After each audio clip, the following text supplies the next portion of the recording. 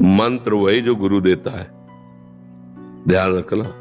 पढ़ के और जपना वो एक अलग चीज होती है, लेकिन जो गुरु परंपरा से सिद्ध होता चला रहा है, वो जब कान में मंत्र जाता है तो गुरु खुद पद्धति बताते हैं, ऐसे जपना। शास्त्रीय पद्धति से ऐसे लेके सिद्ध करना बहुत कठिन बात है। जो गुरु आचार्य परंपरा से मंत्र आता है वो सिद्ध मंत्र आता है, अमुक अमुक अमुक अमुक अमुक अमुक, वो सब सिद्धों के द्वारा है ना। उसका साक्षात्कार किए हुए महापुरुषों से जब मिलता है, फिर हमको तो थोड़ा सा, जैसे चिंगारी है, थोड़ा पूछ रखो, वो आग ज्वाला बन गई। अब चिंगारी पैदा करने के लिए अरण्य मंथन करना, तो ये जो मंत्र है सब सच्चिदानंद में, पर गुरु प्रदत्त मंत्र। जब आप निष्ठा से भगवत मार्ग में चलोगे तो सबसे पहले भगवान की कृपा होगी कि गुरु मिल जाएंगे।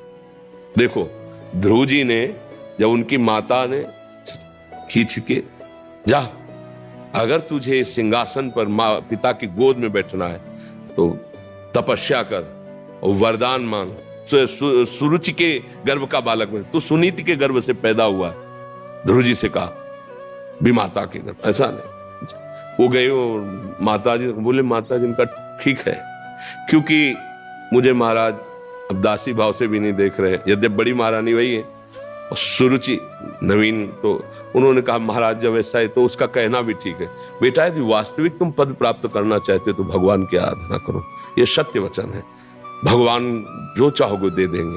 चल पड़े 5 वर्ष के बालक, तो गुरु ना ढूंढना पड़ा, ना बुलाना पड़ा, ना चिंतन करना पड़ा। नगर से निकलते ही नारद जी मिल गए। कहाँ ध्रुव, कहाँ जा रहे हो? बोले महाराज आपको पता होगा कि ऐसी ऐसी घटना घटी और अब मैं जाकर भगवान को रिझाऊंगा। तो उनका अभी चलते हैं, महाराज उत्तानपाद को आदेश करते हैं, अभी वो राज तिलक कर देंगे युवराज पद पे, तुम्हारा नहीं जाने की जरूरत। ध्रुव ने सोचा अभी कदम बढ़ाया तो युवराज पद मिलने की बात आ गई, अब तो रुकेंगे ही नहीं महाराज, अब तो निश्चित भजन कर ले जाएंगे। तो बोले वहां बहुत सिंह है, सर्प है, बिच्छू है, भय और प्रलोभन।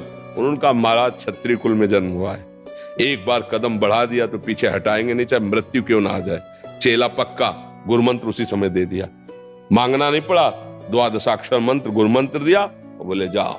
6 महीने में भगवत साक्षात्कार कर लिया, क्योंकि सिद्ध मंत्र गुरु प्रदत्त है ना, बहुत जल्दी। तो मुझे लगता है गुरु का वर्ण करके उनके द्वारा दिए हुए मंत्र से फिर हमारा काम बहुत जल्दी बन जाए। मंत्र मूलम गुरु वाक्यम, गुरु के वचनों से निकला हुआ मंत्र। कम से कम 11 बार इस मंत्र का स्मरण करो।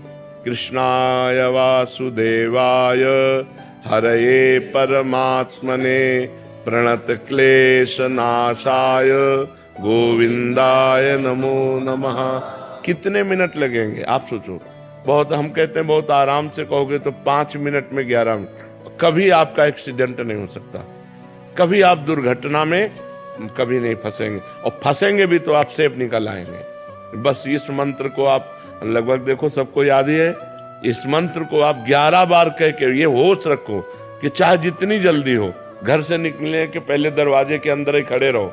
11 बार अंगुली से गिनना, 11 बार। कृष्णाय वासुदेवाय हरये परमात्मने प्रणत क्लेश नाशाय गोविंदाय नमो नमः। कृष्णाय वासुदेवाय, ऐसे 11 बार नाम जप करो। कृष्णाय वासुदेवाय हरे परमात्मने प्रणत क्लेश नाशाय, ये सिद्ध मंत्र है, ये भागवत का। निरंतर भगवान का स्मरण करो तो दुख निवृत्ति के ये याचना ही करनी पड़ेगी। बात समझो। अगर आपको नहीं रहा जा रहा तो फिर आपको ये अनुभूत मंत्र है, ये ऐसा नहीं है कि व्यर्थ चला जाएगा, नहीं। इसलिए महर्षि इसमें एक प्रश्न था, आपके सत्संग के माध्यम से हमें सुनने को मिलता है कि सब संत भगवानों की अलग अलग निष्ठा होती है, तो जो कोई अगर वो आज्ञा ऐसे कर देते हैं जो हमारे गुरुदेव ने हमें कुछ अलग आज्ञा किया है, तो उस कंडीशन में हमें क्या करना चाहिए? देखो आज्ञा पालन तो सिर्फ गुरु वाणी का होता है, सेवा हम किसी की भी कर सकते हैं। संत के आगे में जरूरत पड़ी तो पशु पक्षी की भी सेवा कर देंगे, जरूरत पड़ी तो किसी, इसका मतलब सेवा कर दिया तो उसके अधीन थोड़ी हो गए, उसकी आज्ञा का पालन थोड़ी करेंगे, समझ रहे हो ना। आज्ञा का पालन तो सिर्फ गुरु वाणी का, जो गुरु के श्रीमुख से वचन निकले बस वो गुरु वाणी का हम पालन करें। उनका संत समागम करो, साधु सेवा करो तो कर रहे, लेकिन वो हमें आज्ञा करे तो हम उसके लिए दस्तखत लेंगे गुरुवाणी से। अगर गुरु की आज्ञा है और आपकी बात मिलती है गुरुवाणी से तो हम मान लेंगे, नहीं तो आप बोलते रहिए, हमने सुन लिया, प्रणाम कर दिया, चल दिए, हम उसको स्वीकार थोड़ी करेंगे, समझ रहे हो ना। आज्ञा पालन तो सिर्फ वही है अपने गुरुदेव की वाणी में। उन्होंने आज्ञा करी संत सेवा, तो हम आपके कपड़े धो देंगे, भोजन पवा देंगे, जो जैसा कर देंगे। और अगर संत है तो चाहे जिस निष्ठा का हो, तुम्हारे अंदर भाव वही प्रकट होगा जो गुरुवाणी में लिखा है। संत की ही वाणी तुमको वहां प्रकाशित करके वहां पहुंचा देगी जो गुरु कह रहे हैं। आप देख लो, हमने तो देखा है अन्य उपासना वाले महापुरुषों के जब समीप गए, उनके चरणों में पड़े, तो हमारे इष्ट की भक्ति बढ़ी है, हमारे गुरु चरणों में प्रेम बढ़ा है। ऐसा नहीं हुआ है कि उनके पास जाने से हमारे गुरु चरणों में प्रेम, हमें और गुरु प्रेम बढ़ा है। तो जहां सच्चे संत महापुरुषों की सेवा होती तो इष्ट और गुरुवाणी में प्रेम बढ़ता है। इसीलिए तो आज्ञा करिए कि संतों का समागम करो, साधु सेवा करो। तो इसका मतलब नहीं कि अगर हमारी सिद्धांत पद्धति से विरुद्ध कोई आचरण करे तब तो फिर मानना ही नहीं है ना। हमारे केवल आज्ञा है, भूखा है तो भोजन दे दीजिए, जरूरत है तो शरीर सेवा कर दीजिए, वो भी ढूंढ के नहीं करना। जहां हमें गुरु प्रसाद से पहुंचा दिया गया या वो हमारे समीप आ गए तो, नहीं तो हम अपने गुरु के द्वारा दिए हुए नाम मंत्र वाणी और उनके आदेशानुसार चल रहे हैं, हमें किसी की जरूरत नहीं। बात समझ लीजिए, हमारे समीप कोई आ गया है तो अगर भूखा है या वस्त्र है या औषधि है, वो हम सेवा कर देते हैं। और अगर आज्ञा कोई ऐसा करता है जो हमारे सिद्धांत के विपरीत है, हम सुनते ही नहीं। ऐसे सिद्धांत से चला जाता है। हाँ जी, कुछ भक्तों ने आपके श्रीमुख से नाम चाहा। हम तो वृंदावनवासी, राधा उपासी, राधा राधा रटते, राधा वल्लभ श्री हरिवंश रटते। आपको जो गुरुदेव ने नाम दिया है, खूब नाम जप करो।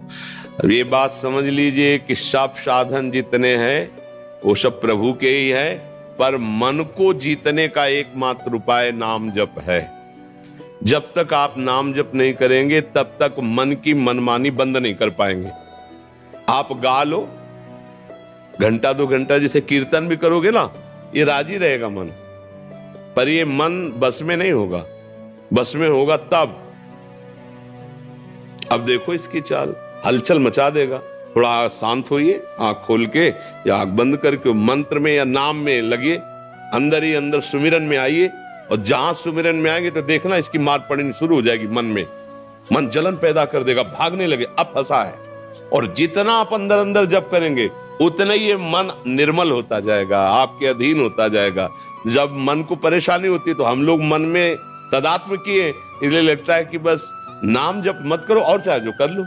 ढोलक बज रही, हारमोनियम बज रही, तबला बज रहा, नाच रहे, गा रहे, इसमें मन राजी हो जाएगा। लेकिन शांत बैठकर एकांत में गुरु चरणों को प्रणाम करके और फिर नाम में डूबना, ये बड़ा कठिन काम है। आप देख लो अंदर से, और यही मन को बहुत जल्दी निर्मल करता है। ऐसा नहीं, भगवान नाम कीर्तन, वाणी कीर्तन, ये सब बहुत मंगलमय है, लेकिन मन को अधीन करने के लिए एकमात्र उपाय है ना, अंदर ही अंदर सुमिरन करना। अंदर ही अंदर जो नाम मिला है, जो मंत्र मिला है, खूब अंदर अंदर सुमिरन करो। सुमिरन से अंदर सब ठीक हो जाएगा।